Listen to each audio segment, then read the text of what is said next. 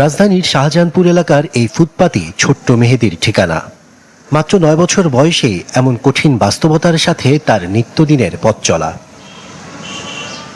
দাদা দাদির সাথে খোলা আকাশের নিচে জীবন কাটে মেহেদীর, যেখানে ঈদও অন্য দিনের মতোই, নেই নতুনত্ব, নেই উৎসবের উচ্ছ্বাস। রিক্সা চালিয়ে যা আয় করেন দাদা, তা দিয়ে সংসার কি আর চলে?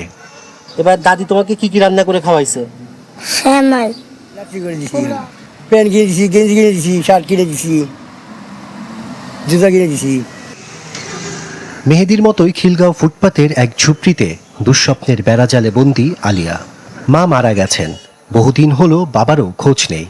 বোতল কুড়িয়ে সংসারের হাল ধরা নানি এই পৃথিবীতে আলিয়ার একমাত্র ভরসা। এবার ঈদে 3 পিস কিনছি, আর কি কিনছো? আর জুতা কিনছি, চুড়ি কিনছি, আর একটা ব্যাগ কিনছি, আর একটা গলার নেকলেস কিনছি। অনেক দূরে দূরে ঘুরতে যাওয়ার ইচ্ছা আছে। মেহেদী আর আলিয়াদের মতো এমন হাজারো শিশুর বসবাস এই নিষ্ঠুর নগরের নিস্তরঙ্গ জমিনে, যেখানে অভাবের তাড়নায় কৈশোরের স্বপ্নগুলো যে কই হারায় তা কে জানে। বাড়িতে ছিলাম তখন আমার আব্বা আম্মা সবাই আছেন ভালো আছেন। আর এদিকে আমার আব্বা মারা গেছে, আমার আম্মা মারা গেছে।